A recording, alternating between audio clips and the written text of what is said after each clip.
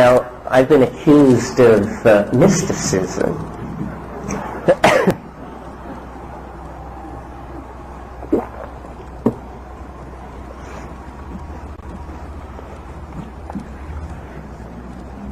And worse. But my image of the concrescence that culture is moving toward is something like this. It is the discovery of a principle or an attitude or a drug or a device. It doesn't really matter which. You can choose the metaphor that you like. A principle, an attitude, a drug, or a machine. But what's important is what it does. And what it will do is transmit information into the future. Send information into the future. And when I first imagined this device, most people I think would put themselves, would ask themselves, what would it be like at the other end where this information appears in the future? But what I wanted to imagine was, what would it look like in this laboratory when the first message was successfully transmitted to the future? Let's not call it a message, let's call it a person for the sake of imagery. So what would happen in this laboratory as the first time traveler is sailed off into the future? Well, now at first I thought that what would happen would be that suddenly all over the world time machines would appear, piloted by people from the future who had come to see the first time travel. Are you with me on this?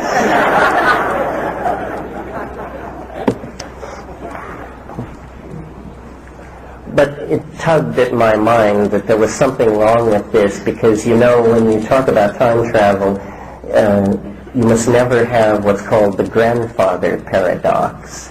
This is, if I go back in time and shoot my own grandfather, then I won't exist, so how could I shoot my own grandfather? And in any situation where this happens, you're in trouble. So the grandfather paradox would exist in that situation where time travelers suddenly appeared at the first time travel experiment from the future.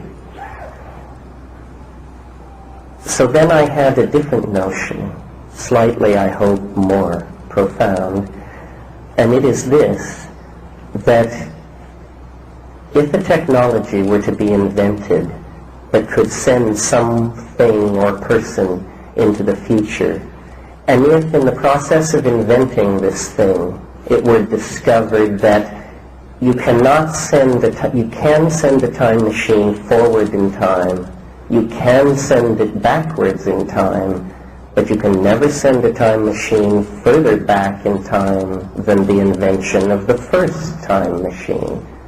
Why? Because before that, time machines didn't exist.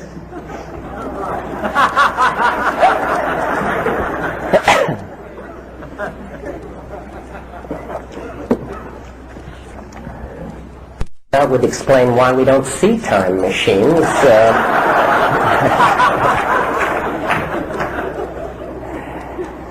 So I choose to believe, and will now attempt to convince you, that this is in fact the kind of universe that we are living in, and that what our technology is pushing toward is the invention of some kind of something which in real plain talk is a time machine. In slightly less plain talk, what is happening is that this concrescence, this singularity, this knitting together of everything is approaching the point where it can no longer be any more knitted together unless it expands into the future. You follow? In other words, it's becoming so complexified that it's requiring another dimension for its own self-description. and the only dimension available to it is the future, and so it's beginning to move into this other dimension, and we, standing in the macrocosm looking at this process, say, oh, someone has invented a time machine, but this is how it would work. What's interesting about this idea is that if such a thing were to be created by any means, the effect would be to cause the entire rest of the future to happen almost instantly. In other words, like heat distributing itself through a gas, the most advanced states that can possibly exist in the future lie just on the other side of this technological barrier of sending a person or a thing into the future, because the most advanced state flows back through the system and converts all pre-existing states to itself.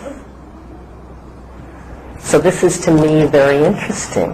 It means, in a way, that we can toil toward a kind of psychotechnological switch which, if thrown, emerges us in Bodhi mind, emerges us in the highest hypostatization available to the religions of our planet, the white light, the Bodhi mind, whatever you care to style it.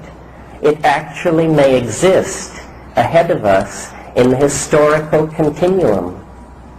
And of course, as in quantum physics, where particles can penetrate energy barriers and appear on the other side without actually having attained energy sufficient to go over the barrier, this is called virtual tunneling, information can make its way into the past, even our past, to a very slight degree.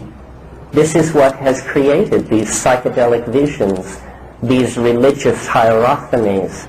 They are the products of advanced human personalities, holy men and women, staring at their minds in states of deep contemplation and anticipating the destiny of the human race, the destiny of biology on this planet. And I think that we are very close to being able to cross through the membrane and realize this eschatological possibility, to cross into a new ontos of being, the ontos of being that has called us forth across the millennia, out of the scattered jarring of the atoms into organic existence, up through the cultural experience, across the horrific leap of history, and into authentic meaning. This is what the shamans have been seeing for thousands and thousands of years. This is what the ecstatics have anticipated. This is what the great religions, however poorly, have attempted to communicate to the mass of humankind. This is our hope. It's our birthright. It's our destiny. And in my opinion, it is soon, for very good reasons, the reasons I have laid out tonight. We are to be, believe it or not, witness, I think, to the final act of the planetary drama of intelligence in 3 dimensions. Hard to believe, isn't it? I find it hard to believe. How lucky can you get? There's an Irish prayer which is, and I think I'll end the speech with this, and then we'll take an intermission and come back for questions. But there's an Irish toast or prayer which is, "May you be alive at the end of the world." And so I make that toast to you. I believe we are alive at the end of the world, and it's a wonderful world. Thank you. Thank you.